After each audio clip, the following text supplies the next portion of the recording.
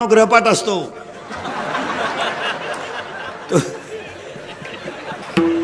तो जरा वाचित जा। मुलीच्या मोबाईल मधला एसटीचा पास पंच केलाय का बघा। 8 दिवस झाले पोरगी कॉलेजला जाते आणि पास पंच नाही, मग पोरगी भैरातून वर्गात निघते का काय पहा। मुलीच्या मोबाईल मधला बॅलन्स चेक करीत जा। आपण पोरीला 100 रुपये दिले त्याच्यात 500 रुपये आले, मग 100 ला 500 ही स्कीम कोणती आहे बा? ही 1 GB आहे का 2 GB आहे का 4 GB आहे जरा पहा।